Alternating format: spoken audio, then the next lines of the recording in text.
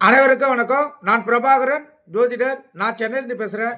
இப்போ நான் என்ன சொல்ல போகிறேன்னா, எதனால காதல் திருமணம் நடைபெறுது, அப்படி மன ஒற்றுமையோட காதலிச்சவங்க எதனால பிரிகிறாங்க, அதை பற்றி தான் நான் சொல்கிறேன். கருத்தில் கேளுங்க. ஒரு வருஷம் முழுசாக வாழ்ந்து 2வது வருஷம் அவங்களுக்கு டைவர்ஸ் ஆகிடும். அது எந்த அடிப்படையில் ஜாதகத்தில் இருந்தா அந்த பிரிவினை ஏற்படுறதை பற்றி தான் சொல்ல போகிறேன். கருத்தில் கொள்ளுங்க. இதுக்கு முழுக்க முழுக்க காரணம் கேது பகவான் தான். கருத்தில் கொள்ளுங்க. எந்த லக்கணமாக இருந்தாலும் கேது 2ல் நின்றார்னா அவங்களுக்கு கண்டிப்பாக காதல் திருமணம் தான் ஏற்படும். காதல் திருமணம் ஏற்பட்டு அப்புறம் அவங்க பிரிஞ்சிடுவாங்க. அதே போல் கேது 7ல் நின்னாலும் காதல் திருமணம் ஏற்பட்டு அவங்க பிரிவினையை ஏற்படுத்திடும். கருத்தில் கொள்ளுங்க.